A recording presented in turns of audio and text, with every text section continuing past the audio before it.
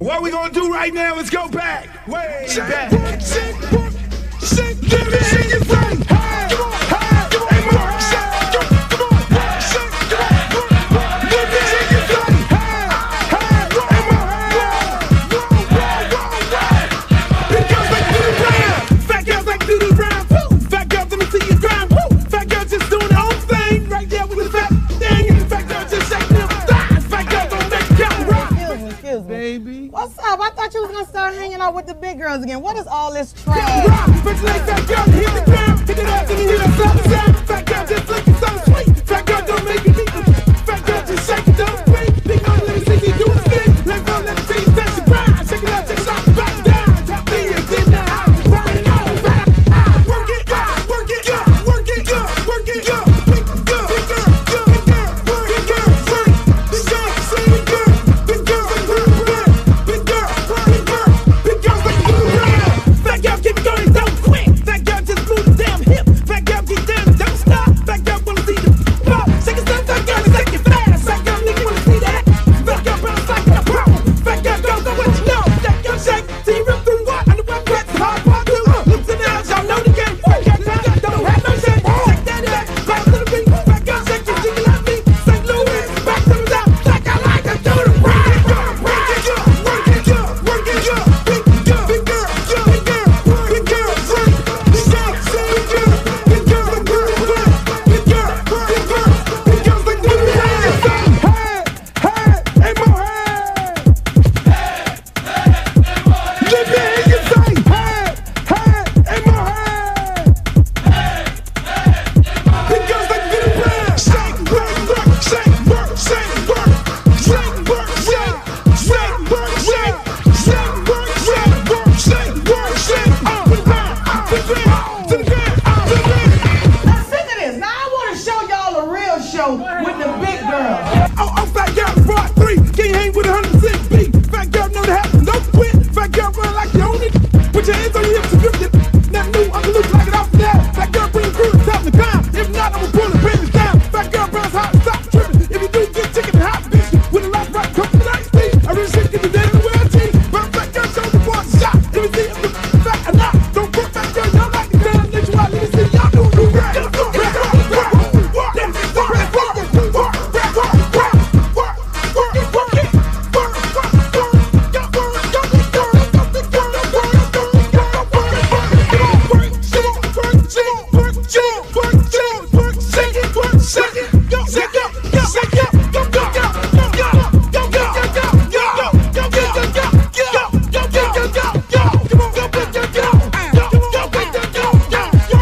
I'm serious. Where you are, not ever.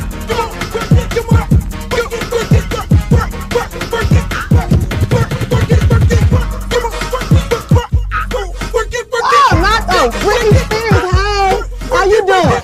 Big girl, big girl, big girl, big girl, big girl, big girl, big girl, big girl, big girl, big girl, big girl. Oh, but ain't the little leprechaun. Girl, your beat is so up. You look a mess. All about the big girls. What about the big girls? Big girl, work it, work it, work. Big girl, work it, work it, work. Big girl, you done suck all the fat off your ass.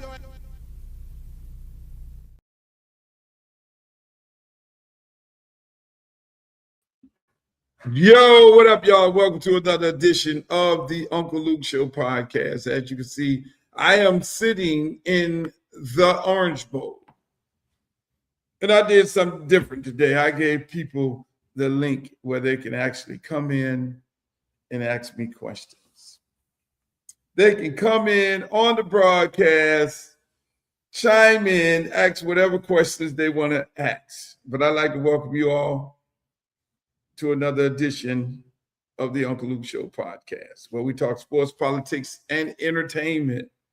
We cover today's stories. We're going to be discussing the Ryan Clark and Cam Newton firing and what that says about today's media landscape. We're going to be talking about, we're also going to be asking about whether the Black Congressional Caucus is doing enough to address the issues that affect the African American community as political climate continues to heat up. We will talk about the heartbreaking violence affecting Black children and young people across America, and why so many of our families are still waiting for answers from the Justice Department. And in sports, we're going to break down LeBron James to Miami rumors. Could it really happen? And why so many people are talking about it? We're going to get into all this and more on the Uncle Luke Show podcast today. Thank you and welcome, everybody. Let's go. Let's get right into it. Hey, man. Hi, Glo. Hi. Everybody in the chat, let me know where you're from. We're broadcasting live on my Facebook page. We're on both Facebook pages. I figured that one out. We're also broadcasting live on my YouTube page. That's Uncle Luke TV. The Facebook is Facebook Luther Campbell. Twitch, Uncle Luke Real One. Instagram, Uncle Luke Real One. We're also on Twitter, Uncle Luke Real One. We're all over the place right now today. Hey, listen, this is a very awesome week. We've started out with a bang. But yesterday, Ryan Clark got fired. You know, me and Ryan Clark, we've had so many issues. Not so many, you know, it's a lot of times I disagree with some of the things that he may have said, you know, and it is what it is. You know, I'm going to disagree with a lot of things a lot of people say. It's nothing personal. I disagree with Stephen A. Smith a lot of times. Nothing's personal, and I go do a show. You know, I go chill, sit there, talk to him, you know, unlike everybody else who's scared of him. And, you know, there have been some things that Ryan Clark has said, especially when it came to Sharon Moore, you know, and I said, give him his due justice, give him his due process. I'm sorry. He's not guilty until proven innocent. And whatever happened with him does not affect all African-American coaches. And he made that statement, and I disagreed, and I went hard on Ryan Clark. But I do respect Ryan Clark, like I said in my tweet today, as a hell of a football player, former football player, and a hell of a journalist, a hell of an interviewer, and he knows his shit under all circumstances. He knows what he's talking about. It's just sometimes he kind of trails off. And sometimes we wonder, is it for the man? But as we all see right now, the man has spoken, and the man has did what he's did. And so, but at the end of the day, I respect Ryan Clark. You know, how he was fired was totally wrong. Nothing about him being fired, the way he's got fired, was right. Nothing about that was right. I mean, this was the show that he was on, this show right here. And he was going to the last 10 minutes of the show, and they fired him. I mean, check it out. Okay, you look at A.J. Brown, which is this number one wide receiver who got one target all night, and then you got CeeDee Lamb.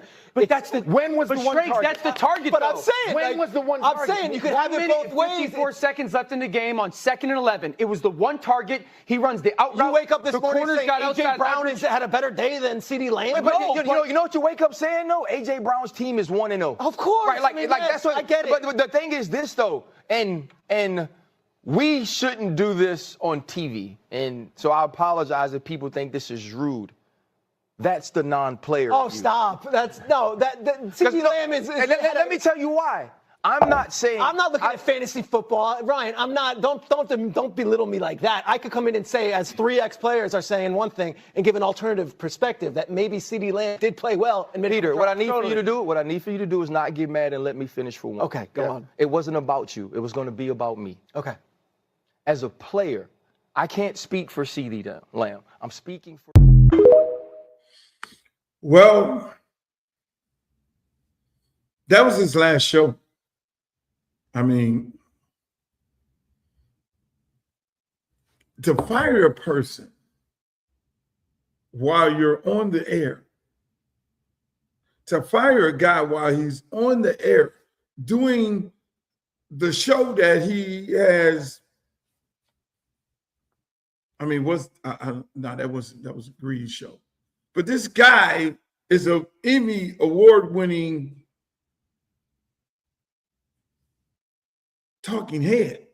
He's won Emmys, and I mean, that's like the highest you can get. That's like winning a Grammy. That's like getting dropped from a record label after you just won a Grammy, after you won multiple Grammys. That just don't happen. And so, again, you know, I go back to my good friend Roland Martin. Roland Martin always made a point about owning your own platform. And I've always respected Roland Martin for that. Roland Martin, once he looked at the CNN and all these different networks and realized that Black people are expendable, that you're only there for a certain amount of time. You will not be a dinosaur. You will not retire there. You will not be the person to go into the room and then have a pissing war because Donald Trump is the president and they want you to be fired. No. That's only applies to white people. That only applies to white people. When it comes to Black people, unless you're on The View, don't get whoopee. Unless you're on The View, you have a long-lasting career. Cam Newton, what was he there for, like a year? Like a year? I mean, Cam has his own show. Cam did look like he came to work a couple times straight out the club. Like he had the I just got up voice in the morning a few times. Then he kind of had a little run-in with Stephen A. Smith. That didn't work well. So I can kind of see Cam contract not getting renewed. But Ryan Clark was a good old guy. Ryan was a good old boy. Ryan was great for the network. Very good for the network. And so to see him get fired in that manner, the question becomes, was it personal? Was it something that happened? I don't know. You like that background? Huh? You like the Orange Bowl? That's where we're at. We're in the OB today. I just feel like Orange Bowl today. You know, I'm a throwback. I'm that. But Ryan Clark, I mean, to be fired like that, let's really think about it.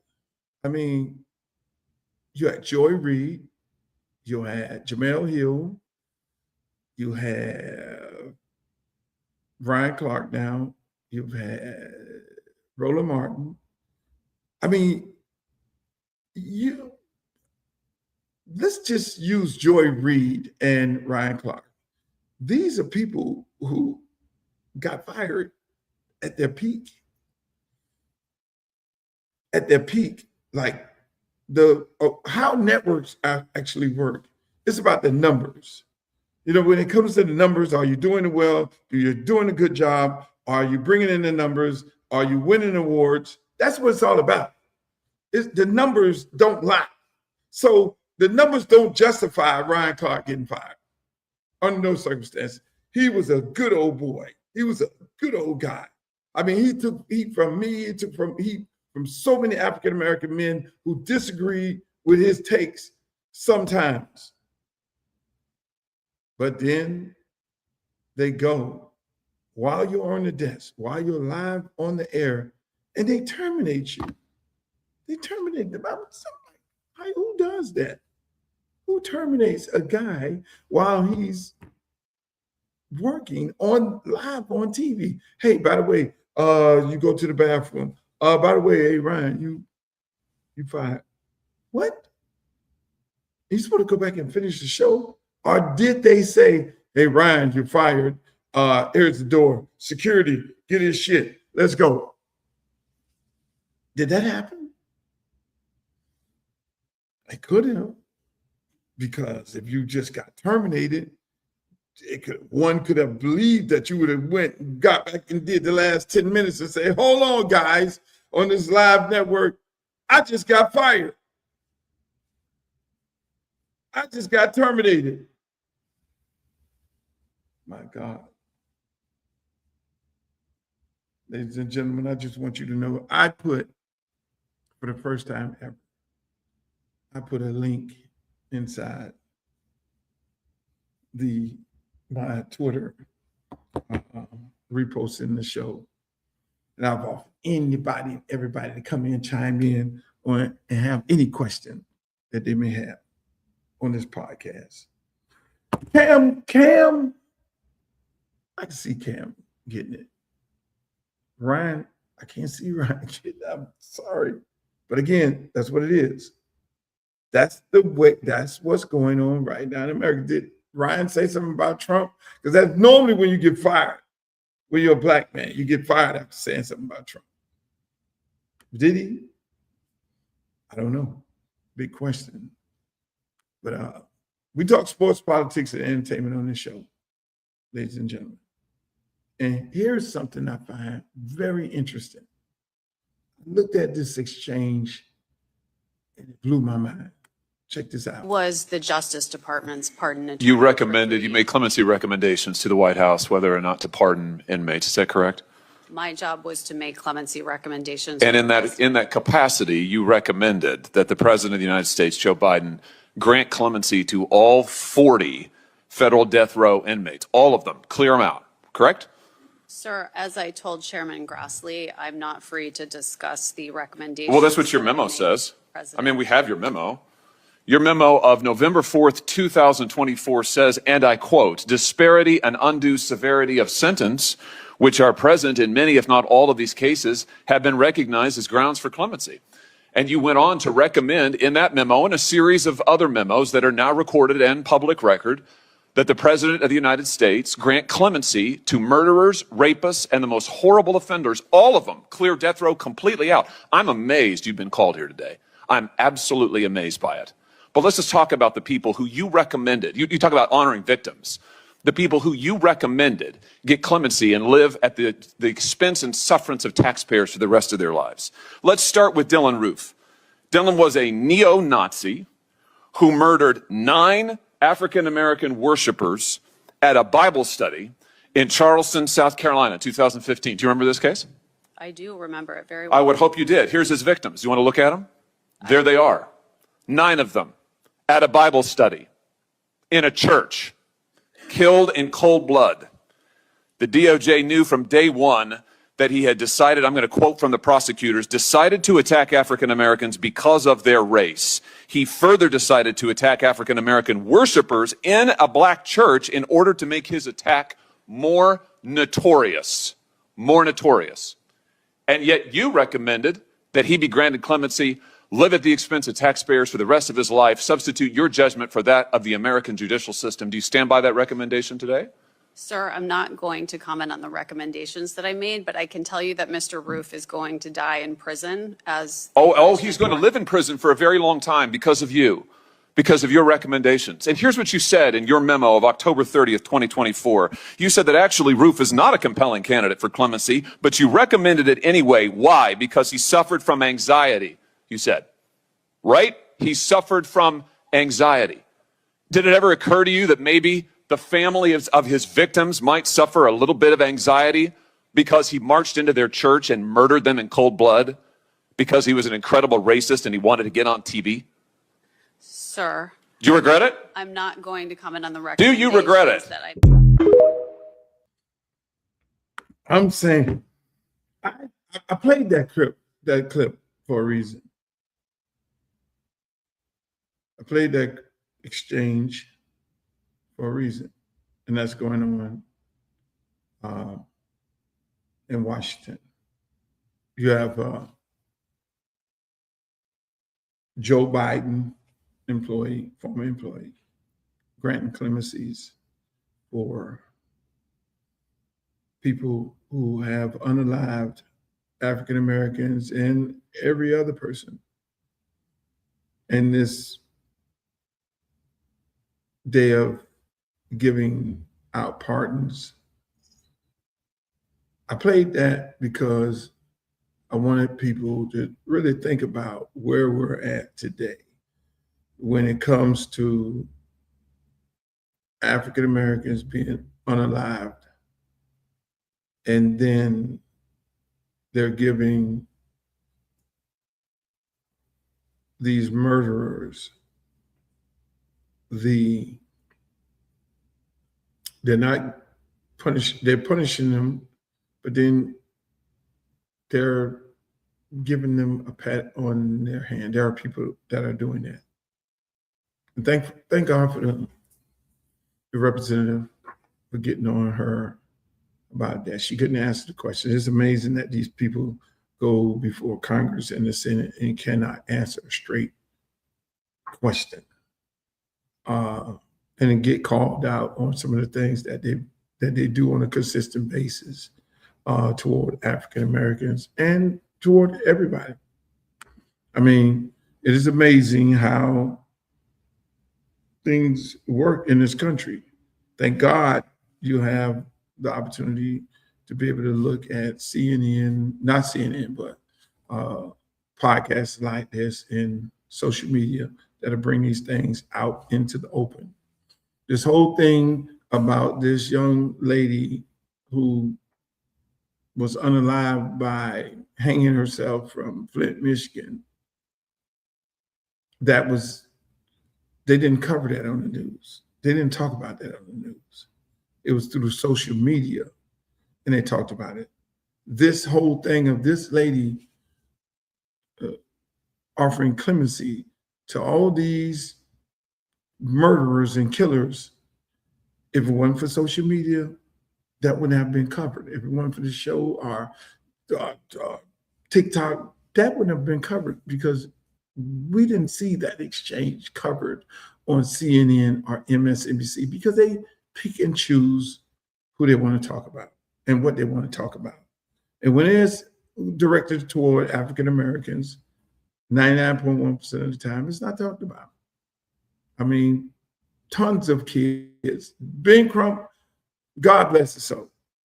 He's running around the country trying to represent any and everybody that has been treated in an unfair way. Any and every African American who has been treated in an unfair way, he's running around the country. God bless his soul. God bless his soul. He's from one end of the country trying to support one African American young man to another. I went to a candlelight visual of a young lady who was murdered, Bree, who was murdered in a senseless, violent act. And I looked into my Facebook DM, and I don't look at my Facebook DM. So people don't go in my Facebook DM and expect me to reply. But I did see one thing, and I replied to a young lady who said, my son was brutally beaten in Broward County by the sheriff's department. I had no idea this happened. I saw you was in Pompano at the Bree event, but why haven't you spoke about my son being brutally beaten by the sheriff's department of Broward County? I said, ma'am, I'm sorry, but I never knew about this. There are some things that come across. I don't know about everything. I'm not Batman. I'm not God. I'm not Jesus Christ. I mean, and nobody is.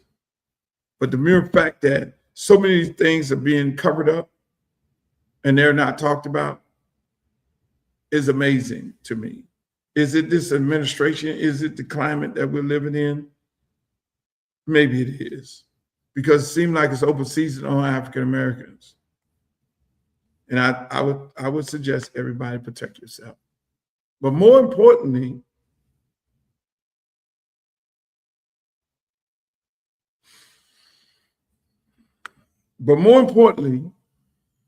that's who, that was an amazing exchange. That was an amazing exchange. And that's why I say, I'm running for Congress, and I say you can't go to Washington to be on one side. Either you're just there for right and wrong. You got to be there for all people. Right is right and wrong is wrong. You know, and I think it is our job as Americans to send people to represent us, whether it's Congress, whether it's school board, whether it's county commission, mayor, whatever it may be, president, whatever it may be. You got to send people who are going to represent all people. This climate that we're in right now, that's why I love that exchange. I know. She was there. I'd never heard of this. But this lady sitting there, you know, writing these letters after letters. I mean, the ink don't lie. It's like the film. And so everybody should be called out, whether you're Republican or whether you're Democrat, for the things that the injustices that you're doing to families who lost loved ones. You're trying to let people out of jail who went into a church and murdered a whole bunch of people just sitting there praying. You're trying to let people out of jail who went and murdered a bunch of Jewish people at a synagogue. You're trying to let people, I mean, like hardcore murderers. Where do they do that at? It's amazing. I mean, you know, the things that we don't know about. And thank God for social media, and thank God for politicians who just keep it 100. I mean, my God, it is amazing the world we live in. People always ask me, oh, Luke, why are you running for Congress? Well, I'm running for Congress to bring some common sense. Oh, you're not experienced. Yeah, I'm not experienced in being a liar, and I'm not experienced in not having common sense. I'm not experienced in creating division and playing like y'all really on both sides. No, y'all playing the American people. You're continuously playing the American people. That's all it is. It's like two divorce lawyers and putting on a big show to the judge, and the judge is us. The judge is sitting there laughing because all three of them, once they leave those proceedings, they're going to go around the corner and have a drink and laugh about the show that they put on to rob the two people, the husband and the wife. And the husband and the wife is considered as the American people. They get on TV and put on a whole show. That's why when one of them get unalived, then you see them all talking about, oh, I loved him. Meanwhile, you was just talking about how horrible of a person he was when he was living as a senator. You got on TV every day and said how horrible he was as a senator and how he disenfranchised people, how he treated people. And he was the worst thing since the coming of Christ, since the coming of the Antichrist. But you find out how they really feel. Is it being generous, courteous, respectful? No, they all love each other. They go to the Capitol Grill at the Capitol, and all of them sit up there and laugh about the shit that they talk on CNN, MSNBC, and go and say, okay, what insider trading are you going to do? And all of them leave Washington as a billionaire. Really? Make that make sense. Make that make sense. It don't make it make sense. Meanwhile, the American people are sitting out here suffering, absolutely suffering. We're in the state of Florida. The insurance and the property tax is going out the roof. Why is the insurance? Common sense. Why is the insurance going out the roof in the state of Florida? Let's keep it above. My mama house can withstand every hurricane since hurricane started. Never blew down. Why does my house, built by Centerblock, have the same insurance hike that these numbnuts and wherever they're at that are building houses in sheetrock and falling out? Why is my insurance up? Why they don't come to my house? Why doesn't any common sense of the governor say, hey, look, insurance companies, this is what we're going to do. You're not going to charge all people in the state of Florida one set of insurance. You're not going to do it on a car. You're not going to I'm not going to pay the same amount of insurance premium on a Volkswagen versus a Range Rover. No, you're not going to do that. The value is totally different. If a house is built with cinder block, that house should not have to pay high cost of insurance. That house ain't going nowhere. That house been here through every hurricane you can imagine. But yeah, here we go. House not built with cinder block. Send your insurance man up in there and stick a hole in there and say, let me know how this house is being built. How about fall him up on the code? How about state of Florida, put code? But we know the developers run all the politicians. Create the code. No, all houses in the state of Florida got to be built by cinder block because you are directly affecting the insurance of every other person in the state of Florida if we're going to do it like that. Common sense. The career politician, she has all the experience and they have experience to doing nothing. Shit don't make sense. It's amazing to me. Moving right along. Moving right along. Shouts out to Tom. How you doing up here, Tom? We're having a great conversation. I put on my Twitter so you all know. I put the link. If you want to come up here, ask me a question, or if you got something to say, for the first time ever, I allow you to be on this show. Just go to my Twitter, Uncle Luke Real One, click on the link, and you'll see in the link, you can come on the show and say what you want to say. Ask me whatever question you want to ask. Just chime in. Let's talk about Argentina. Argentina's been getting a bad rap. Is Argentina, I've been doing a little history. They talk about Argentina, how they committed genocide on Black people at one point in 1777 or whatever it was. It was 90% Black, 10% white, and all of a sudden they exterminated all the Black people. And now it's maybe less than 10% Black, and they just do not like Black people. I don't know. Amazing.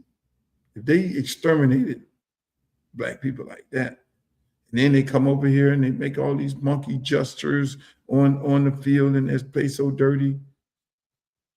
They got beat up real bad in Atlanta by the police. They got beat up real bad. It was bad. They got beat up all over the United States of America by Black people and white people, assuming that they were making these racial slurs and comments. But let's take a look at how dirty they play. Feel it, got everything you need it. Now bring it like you mean it, just like you mean it.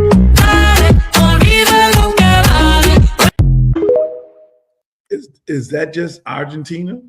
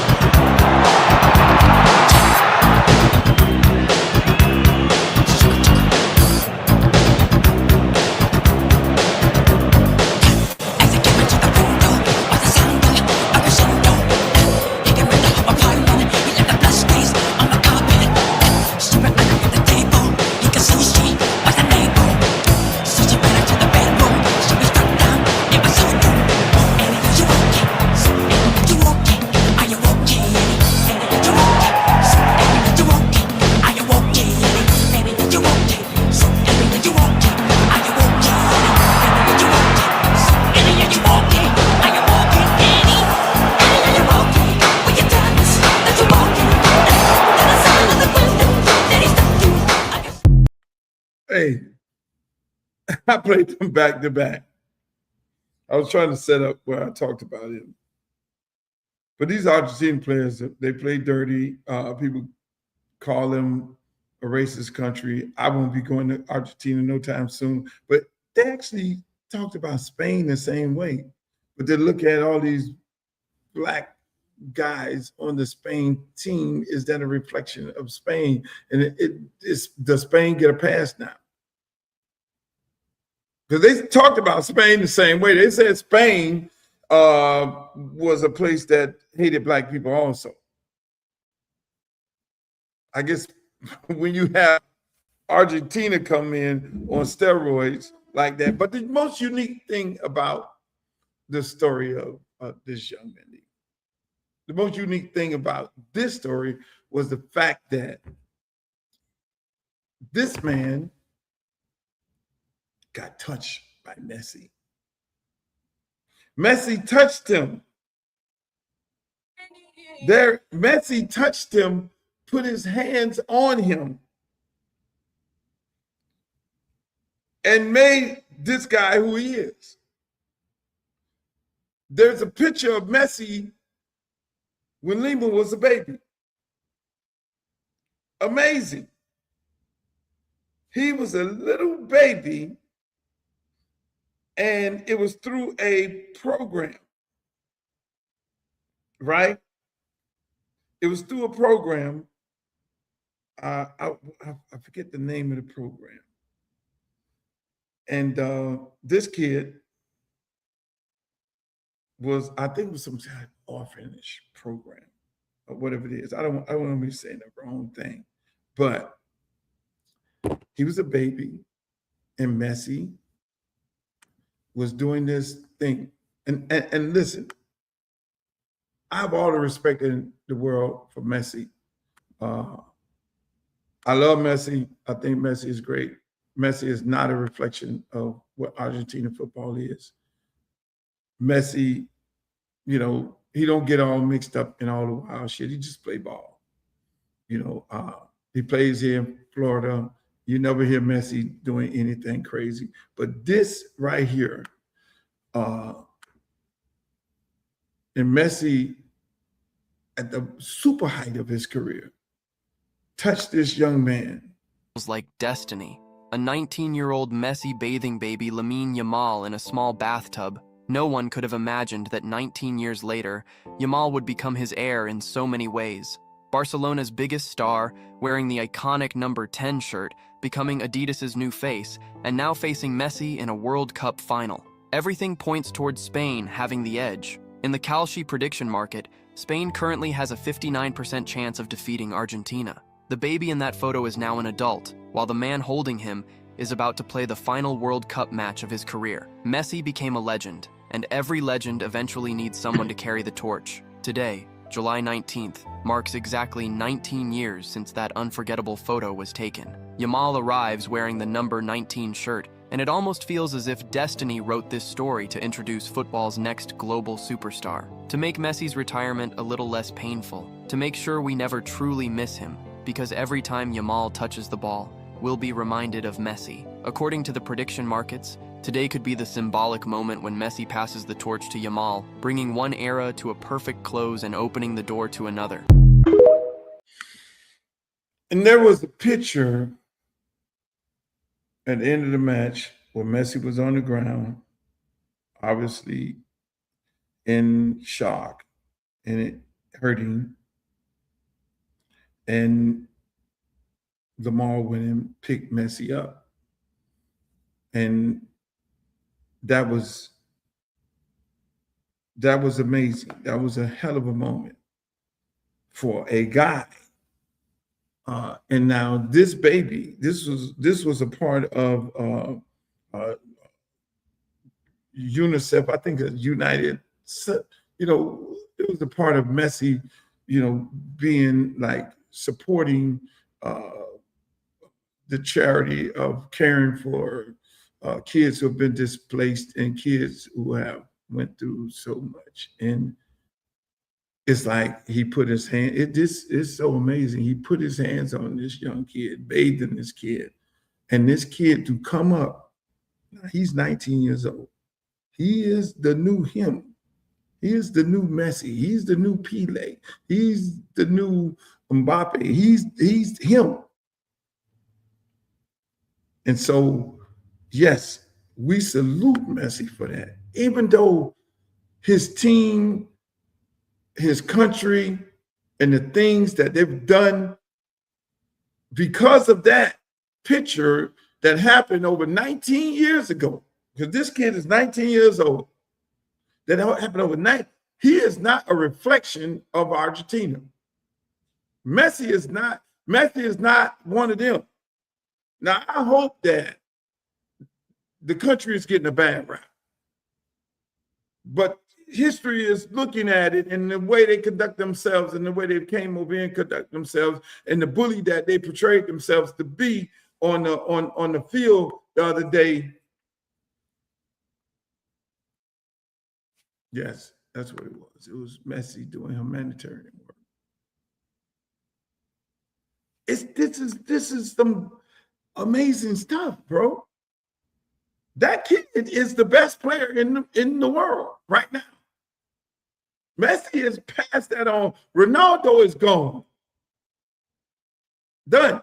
Last World Cup. Messi, done. Last World Cup. Pape, yeah, he has some more gas in there. Yeah, he got another one. This kid is 19 years old. He is the future. He's the Pele. He's everything when it comes to football. And to be bathed by a guy who's arguably the GOAT, and for him to come in and win the World Cup and be playing on that level, I mean, like, let's keep it a buck. This is this kid. Look at him again.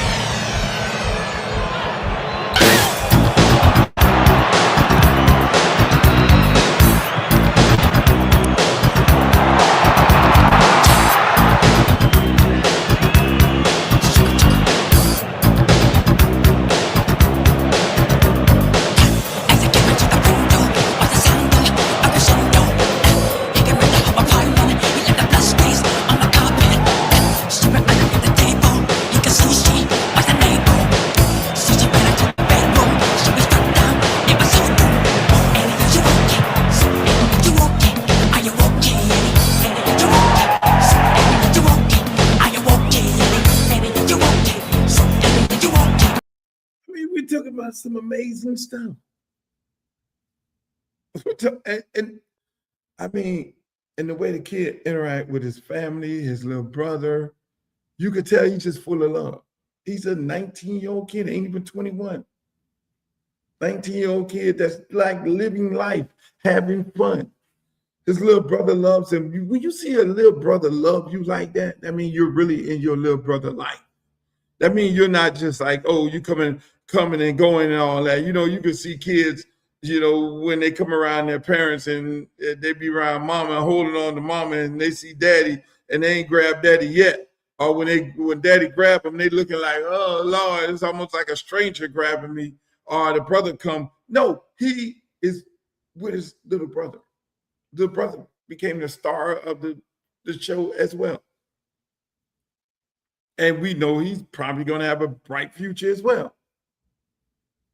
But to be bathed by the GOAT in a humanitarian situation, and this kid had to flee. His mother, like, literally had to walk across a desert or some crazy ass story with him. And she came to another country because he's not from Spain.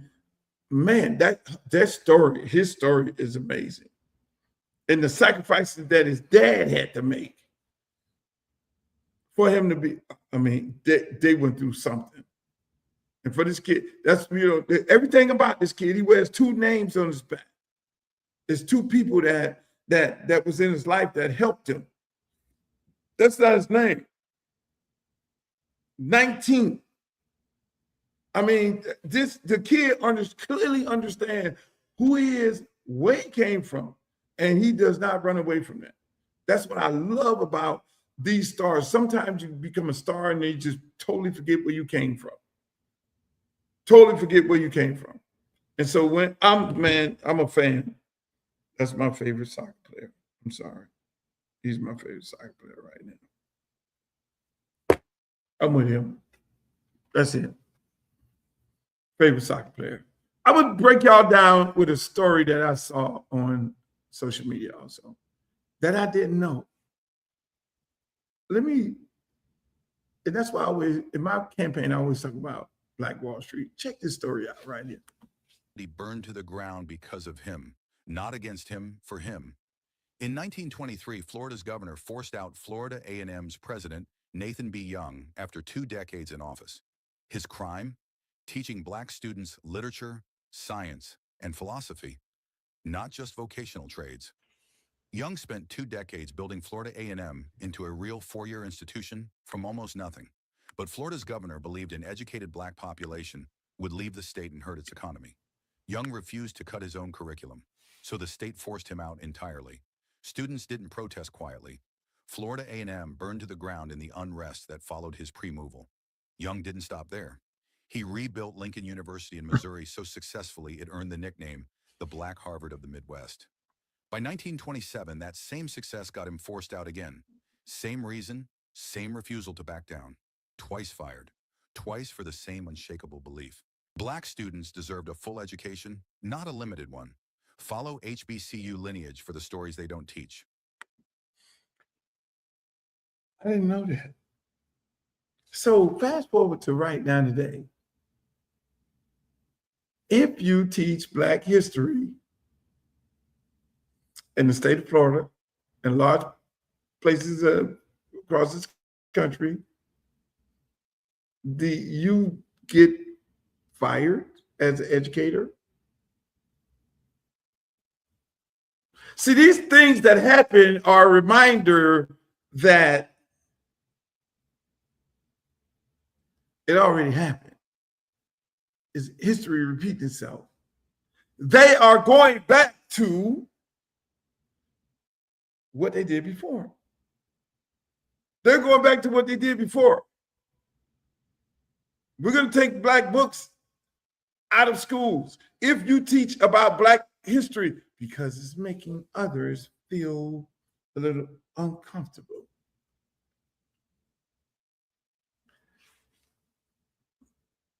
It's so amazing.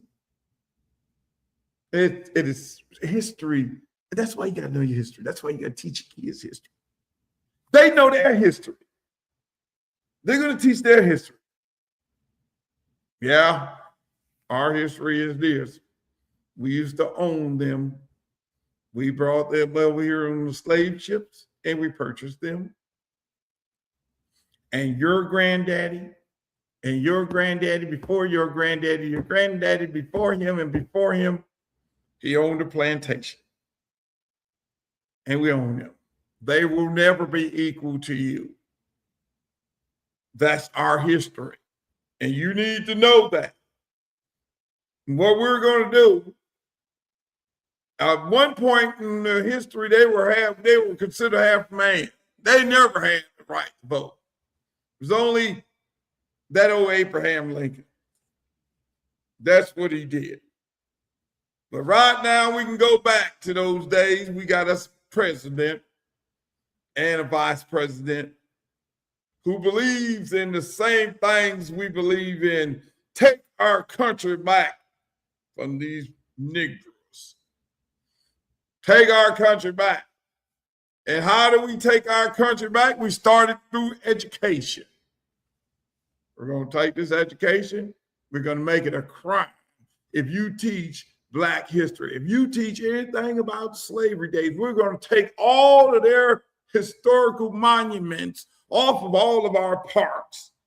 Anything with a federal park, federal this, we're going to get rid of all their Black generals and all those Black commanders. We're going to label them and say any of them, you give any of them Black people a job at a high-paying firm or whatever it may be, we're going to put a tag on them, say that's DEI. You are DEI. It is DEI. You don't deserve this position. We're going to send a guy all around the country and say, if I see a Black pilot, I get nervous. I don't think he's qualified. I think he got the job off of DEI. So we're going to label these African Americans, no matter how high they finish in their class or what type of education they get from Yale or Harvard. We're going to go after Yale or Harvard for letting them get in there to give them education. We're going to put them in jail. We're going to take their federal funding. You see how this going here, boss? You would think, see, we know that there are more than 13% of the population here in America. We just keep telling them that. We've been telling them they're 13 and 14% for God knows how long, as if they're not reproducing. Meanwhile, they're higher than that. They just don't know it. We just tell them we lie on the census because we lie about everything.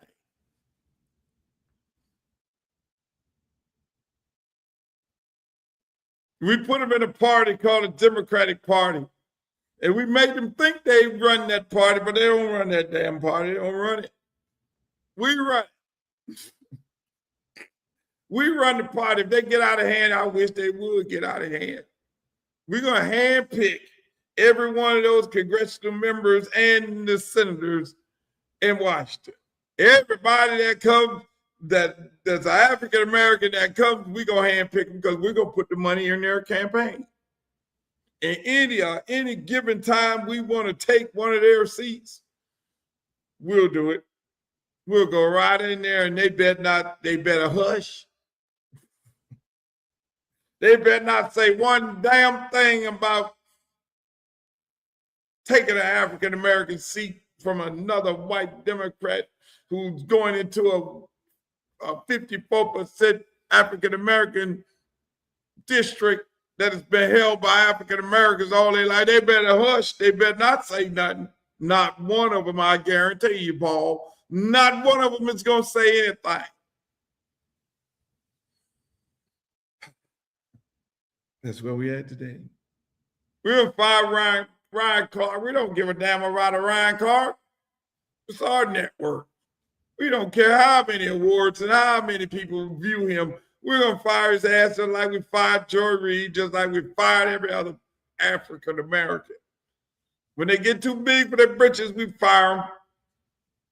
And then we'll still own a few of them. We'll still own a few of them. Hey, listen, man, let me say this. Let me move off into this Colin Kaepernick, Jay-Z controversy. I think Colin Kaepernick and Jay-Z need to have a conversation. I really want, not I think, but I want Colin Kaepernick and Jay-Z to have a conversation. Because there's two brothers that are fighting in this country. And it's not good. It's not good at all. We need to have a conversation. You know, I'm home. I would love to have a conversation with Jay-Z. I'll probably call him up, find a number, bring him on the show, because people do have questions. People have questions about a lot of things. And when a guy goes on stage like him, you know, he's not detached from things that people say about him. He's not detached. Jay-Z's been attacked on many, many different fronts, whether you agree with him or you don't agree with him. I want to talk to him about the Target situation. I want to talk to him about this Kaepernick situation. I want to talk about where he stands with the NFL. I think it's important for him to have a conversation with a person like myself. I'm not one of those regular, as usual suspects who's not going to keep it a buck. One thing I do, I let people talk. I ask them questions, the questions that people may have, and let them talk. So he's a person that I'm going to reach out to try and have a conversation with, because I know him, and there are a lot of questions. You need to know how a person moving and why a person moving in a certain type of way before you pass judgment on them. And I think we need to have a conversation about it. As far as my congressional race, I get to sit here today. I had quite a few interviews. I got another interview coming up shortly. Network is coming by my house to interview me. Didn't get to go and go door to door. I enjoy going door to door. Yesterday we went in Tamarack and we went door to door. We're a predominantly Hispanic neighborhood. I walk with all the kids. We got kids walking with us. We're having a good time. We have a really very good time. You know, there was a forum that they were having. I didn't get an invite. You know, I can't be to every forum. My people call me up. People who love me call up and ask, "Oh, you coming to this forum?" I'm like, "Yo, I wasn't invited." I have an interview with the Miami Herald to see whether or not they're going to endorse me. I have no faith in the world that the Miami Herald is going to endorse me. That's why I didn't do the Sun Sentinel. But my people told me, "Look, do the interview."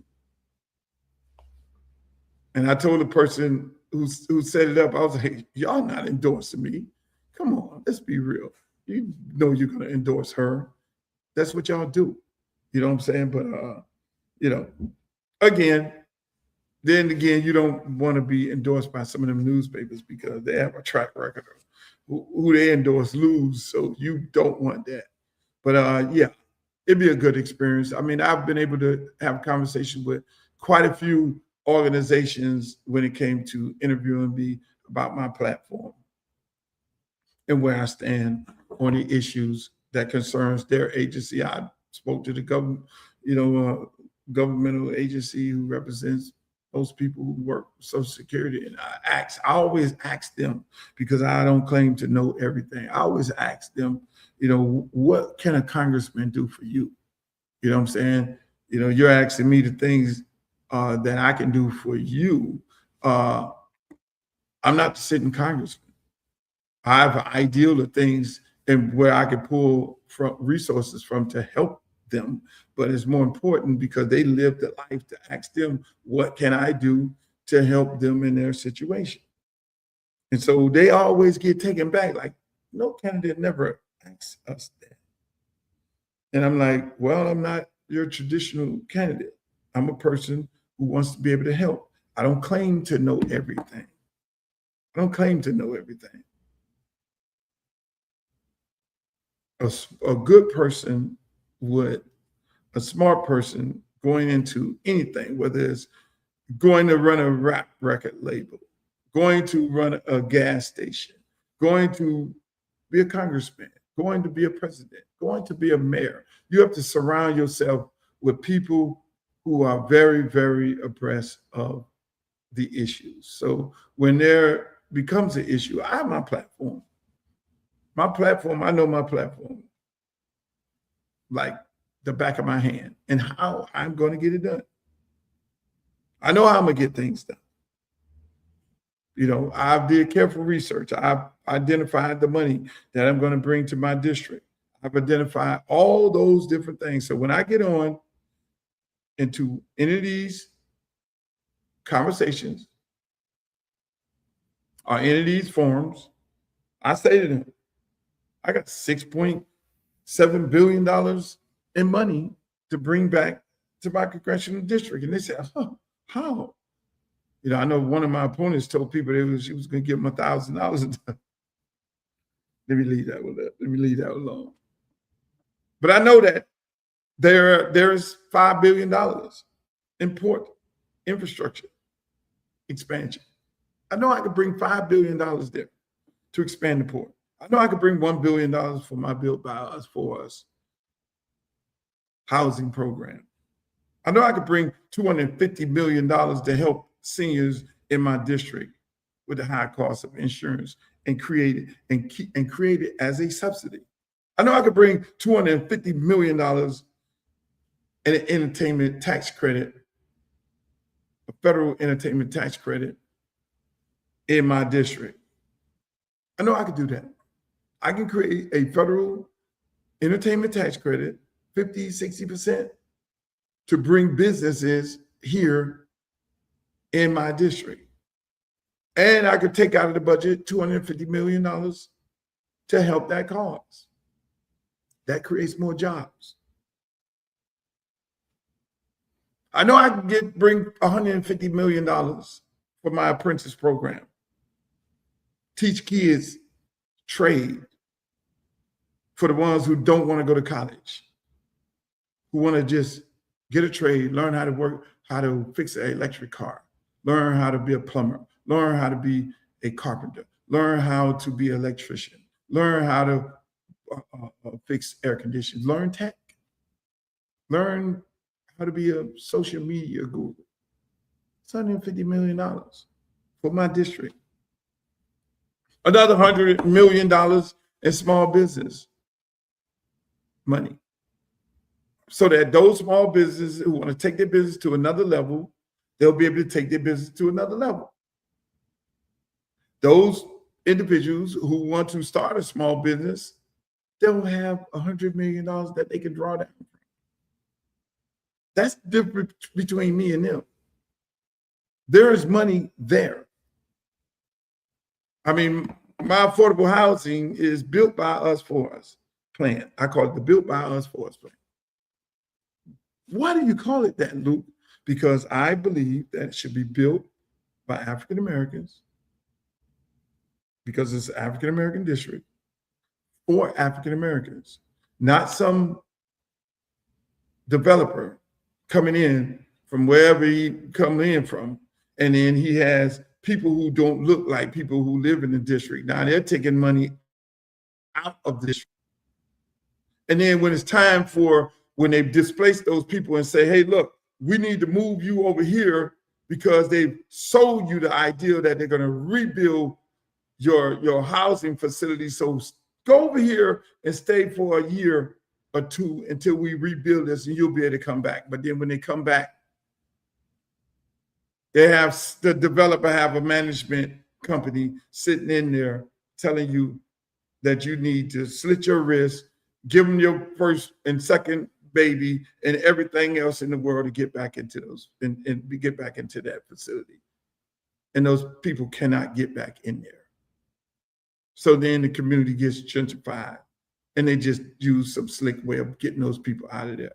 The developer becomes consistently rich. That's why when you look at all these races that we're in all through South Florida, because we have a shortfall of 150,000 affordable houses that need to be built. This is big businesses for the developers. And they're putting tons of money in these congressional members' campaign because they're trying to get to that $1 billion in affordable housing money that's allocated to them. See, my plan calls for bringing up the cost of living, bringing up not the cost of living, but bringing up living because the cost of living is so high. We put $5 billion into the port, that's going to be built by us for us. And the people who are going to be working in the port is people from the community. When I do my entertainment tax credit and it's $250 million, that's for people in the community. So when Sony or Hulu or Netflix want to build a facility to take advantage of that tax credit, only way you take advantage of that tax credit, there's going to have to be people from my district that are working there. You only get the tax credit is based on the percentage of individuals who live in my district. So you ain't going to bring nobody from California, New York, get the big bucks and then take it and go back to California, New York. That ain't building on the port. So now I'm enriching the people in my community. And all my seniors who are sitting there suffering, trying to make a difference, trying to decide whether or not they're going to pay for their prescription drug, or pay for food, or pay this high cost of insurance, I'm going to bail them out. I'm going to create insurance subsidies. Everybody over 50. Homeowner, you get an insurance subsidy. You're not, no. I'm gonna bail them out. See, these are the things that the non-career politician thinks about. It's the difference between having experience of building, having experience with a vision, or just having experience of doing nothing. These people I'm running against in my race, they got experience of doing nothing. They keep telling me, oh, she has experience in doing what? Explain to me what money she brought back here. Explain to me what has she done? Experience in looking out for her people and the people of her religion. Just keep it a buck. I ain't mad at that. I'm mad at nobody for looking out for their people. So don't be mad at me when I look out for my people. I'm not mad. I'm not mad at Debbie, Sheila, Dale, all these people looking out for their people. Everybody I'm in the race with all look out only for their people. Whether it's a war in another country, whether it's whatever it may be, they look out for their people. I ain't mad at them. But when you gonna look out for the people of Congressional District 20, I'm not mad at them because I'm gonna tell you one thing, I'm gonna look out for my people. I'm gonna look out for the people of Congressional District 20. I have 54% African Americans in there, made up of Jamaicans, Haitians, African Americans, and everybody. I am looking out for them. I got 20% of white folks in there, 15% of Hispanic. I'm going to the white folks, that 20%, and if there's $100 in the budget, that's how it's going to get broken down. 80%, 70% is going, 65% is going to African Americans, and y'all gonna bust down that other 35%. You're 20%. I'm gonna give you 20% out the dollar. I'm gonna give you the 15% out the dollar. It's just that simple. But if you elect the person who represents the 20%, they're gonna give the 20% all the money, which I ain't mad at it. So the 20% white folks is gonna get all the money if you elect the white lady. It's just that simple. But they're gonna come in there and tell you, oh, we're here for everybody. Let me touch your little baby in the pool. I'm gonna grab it. Let me show you how I come roll up to the barbecue stand and the breakfast spot in the church. Oh, I'm going over here. Pretty sure lady be like Puff Daddy when you know that Puff Daddy documentary is like, oh God, give me the sanitizer, put it on. God, shouts out to Puff Daddy. He getting out of jail. Leave Puff Daddy alone. Oh my God, I touched so many black people in my life. Oh my God. It's culture shock. I know the community.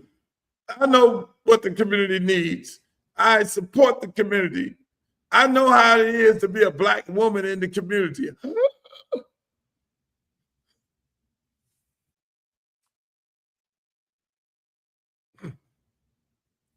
Meanwhile, I'm walking around the district, people saying, I'm living check to check. And you've been a career politician since 1992. Your ugly ass been in office since 1992. You never held a job, but you're experienced in knowing what it takes for people to work.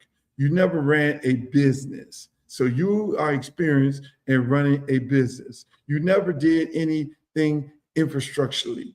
You never did any community service without getting paid for your community work as an elected official. So all of a sudden, people are going to tell me that is what experience is.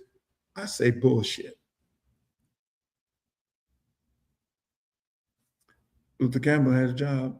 Luther Campbell had a small business, and through my small business, my employees and people who work within my company became multi-millionaires. through my notoriety, I got bills passed in the state. I built parks. I put parks. I brought millions of dollars to a district. I got my name on the stadium. It's so good. And street names after me, and built a entertainment industry, music and entertainment industry in the South and across the country when it never existed. Everybody thinking about owning their own record company. They were happy being on Sony and CBS, Interscope and all that shit before it was me. Am I too overqualified? No. God is sending me in here. You see my campaign report and versus theirs. You got one dude with 900,000. You got another dude with 500,000. You got another lady with that lady got $3 million and $15 million in PAC money. You see my little money in there? $5 campaign. Hey, look, you want to get $5? Look down the bottom. Go to my website, www.luthercampforcongress.com. Make a campaign donation. We $5. We getting in front of muscle. We like we grinding. We on the ground running. Our game is a run game, not an air game. That's what we at, and we love it. Because if you take that money from those special interest groups, they're going to expect to get a return on their investment. If they invest in you, then they're going to want something back. So I tell them, no. I'm okay. I'm betting on the people of Congressional District 20. I'm betting on them. But yet still, everybody want to talk to me. They want to interview me. They want to ask me questions. They want to attack me. They want to question me. I'm the guy with a little bit of money. We make it do what it do. I started my record company with no money. So I know how to do that. Out the trunk of my car. We are running this campaign out of the trunk of my car. Now we got an office. Got some beautiful young people in there. We got great volunteers. We got over 200 volunteers. That's when you normally would need the $500 and $800 and $1 million to pay people. We got tons of volunteers. We got kids and we got older folks. We making the phone calls, knocking on the doors and things like that. And the money that we do take in, we're spending it with African Americans. Vendors. My printer is a Black lady. My landlord is a Black man. That's how you circulate the dollar within the district. See what I'm saying? Say you gotta do that. Our kids come from the district who we're giving a summer job, but we're educating them on the political process because we know nobody's teaching civics these days. So I'm enjoying this run. We've already won. I declare and claim victory right now. So ladies and gentlemen, that's my show. I enjoyed it. Mr. Streeter didn't come on here today with us. I'll probably have a special Sunday show. We'll be back on Friday. Man, I got a forum with the NAACP. I think it's Thursday or something like that. I look at my calendar, but yes, I enjoyed the show today. Beautiful day. I'm gonna go do some more interviews. But until the next time, ladies and gentlemen, in the words of Walter Cronkite, may the good news be yours. Hey, Ben Crump, you got something to say? Tell him, Ben Crump, how you really. The next great congressman from the state of Florida, and his name will be Luther Kemp. I'm civil rights attorney Ben Crump, often referred to as Black America's Attorney General. I grew up in Fort Lauderdale, Florida, went to high school at South Plantation High School. My dad still lives in Parkway. We want to make sure we have a strong advocate from our community who understands our culture to go fight for us in the United States Congress. So make sure you go vote for Uncle Luke Campbell for Congress on August 18th.